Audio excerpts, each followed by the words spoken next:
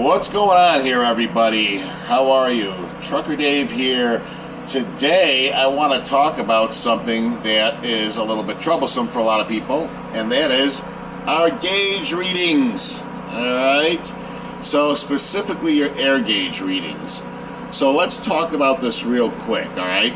So we've got our air gauges here. Top is the P, you see the primary. The bottom one, the S, the secondary, all right? It doesn't necessarily mean tractor and trailer. It's just your primary and secondary gauges, okay? To have a successful, to know whether your tests are successful or not, you need to know how to read your gauges, all right, guys? You need to know how to read the gauges. Let's take a look at this gauge, okay? We've got a 0 here, and it goes up to 150, all right?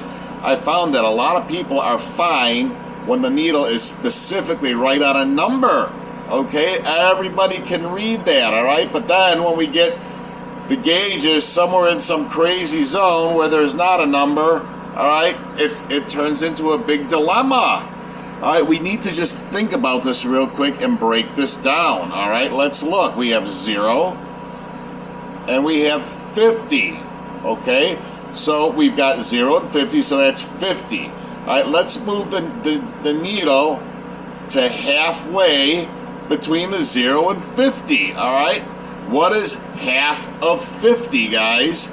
Half of 50 is 25, all right? So you can see 25, 50, and then if we kind of move this thing up a little more, all right, 50 to 100, all right? Half of, 50 to 100, that's an increment of 50. If we go 50 again, or 25, that would be 75 pounds. And then as the needle moves, you have to kind of interpolate the gauge. So 75 to 100, that's 25. So half of 25 is what, 12? 12 and a half, so 75. So that's about 87 pounds, all right? So that's kind of how we interpolate. We don't have to be exact in here, but just know, if we're at 100, all right, so we call that maybe like 90. We can see the increments of 5 are right here, obviously, okay? So that's kind of like a 5 pound, all right? So gauge reading is very important, all right? And in the next test, or in the next video, we're going to show you some different scenarios with a pop-out test. All right, so now we know how to read our gauges.